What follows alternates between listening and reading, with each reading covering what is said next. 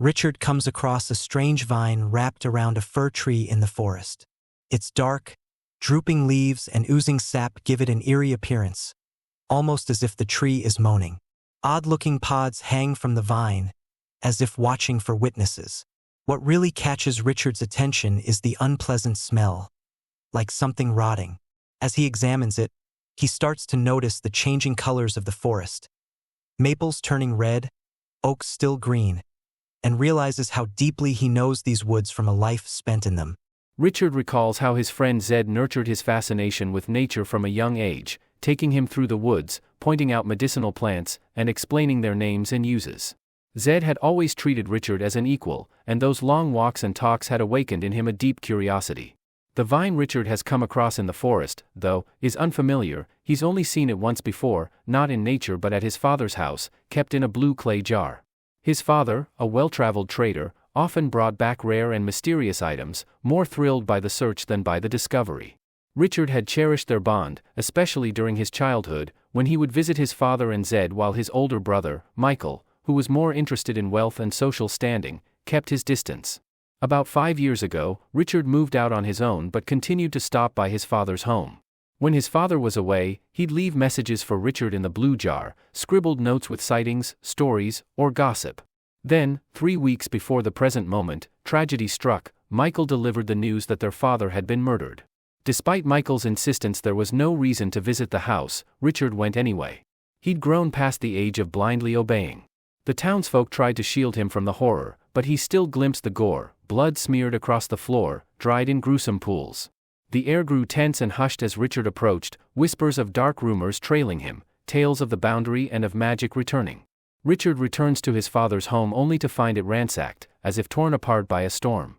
Amid the chaos, he discovers the blue message jar still untouched, and inside, the mysterious sprig of vine he remembers. Grief crashes down on him, made worse by the absence of answers. Though he still has his brother Michael, Richard feels profoundly alone in the world. The memory of losing his mother returns, and now, with his father gone too, the sense of abandonment deepens. Michael insists Richard stay out of the search for their father's killer, saying train trackers are handling it. Richard complies outwardly but secretly keeps the vine to himself. Driven by quiet desperation, he scours the woods for 3 weeks, hoping to find another trace of it, but finds nothing. Eventually, Richard gives in to the strange, whispering thoughts that have been haunting him. They lure him toward the forbidden Upper Ven forest near the boundary, making him feel like he knows something vital but can't quite grasp it. Though he tries to dismiss it as grief-induced delusion, the pull is strong. He had hoped the vine would reveal something, but now that he's found it, he feels more uncertain than ever. The whispers stop mocking and start brooding, as if waiting. Richard reminds himself of Zed's wisdom, trying not to give power to his own fears. Looking up at a dying fir tree strangled by the vine, he thinks again of his father's death. If he couldn't save his father, he wouldn't let the vine take another life. He grips it tightly. Richard is bitten by a vine. One of its pods strikes his hand and leaves a thorn embedded deep in the flesh. He realizes he forgot his knife, a sign of how distracted and depressed he's become.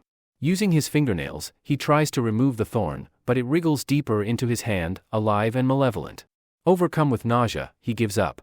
Searching nearby, Richard finds an aum plant beneath a nannyberry tree. He breaks off a piece and applies its juice to the wound, thankful to old Zed for teaching him about its healing properties. The juice soothes the pain but doesn't remove the thorn, which he can still feel burrowing deeper inside. He replants the aum stem in the soil. Suddenly, the forest falls silent. A massive shadow rushes overhead, scattering birds and shaking the trees. Richard looks up, trying to find the source, and glimpses something enormous and red. Richard is shaken by the appearance of the enormous red shape in the sky, recalling old superstitions that make him even more afraid. Though he tries to dismiss it as a trick of the light or a cloud, he knows it's neither. He runs through the forest, heading for a path where he can get a clearer view of the sky. The forest makes his run difficult, branches slap his face, and rough terrain slows him down. Finally, he stumbles out onto a path and sees the shape again, far off, possibly with wings, though it disappears behind a hill before he can be sure. Exhausted, Richard slumps down on a boulder, considering whether he should tell Michael about both the vine and the red thing. But he knows Michael would laugh, just like he used to at the same old stories. And worse, Michael would likely be angry that Richard had gone near the boundary at all.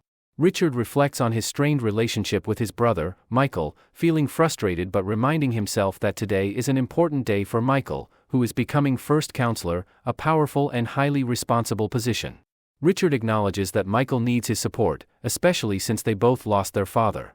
That afternoon, there will be a big celebration at Michael's house with important guests from all over Westland. Richard is expected to attend, and he's looking forward to the food because he's very hungry. While sitting and thinking, Richard gazes down at Trunt Lake and notices the details of the water and terrain, including the Hawker's Trail. He knows the area well from guiding travelers, especially through the safer Heartland forests, avoiding the dangerous boundary. Suddenly, he notices movement across the lake. Squinting, he sees a figure on the far side, partially hidden behind trees. He's certain it's a person. Richard initially thinks the figure he sees is his friend Chase, but soon realizes it's actually a woman in a dress, an unusual sight in the remote Ven forest. She moves with the calm, deliberate pace of an experienced traveler. Then Richard notices something more alarming: several men in hooded cloaks stealthily stalking her from a distance, moving silently between the trees. Instantly, he understands, this woman is the third child of trouble. Let me know if you'd like an image based on this scene, now keeping Richard's age in mind.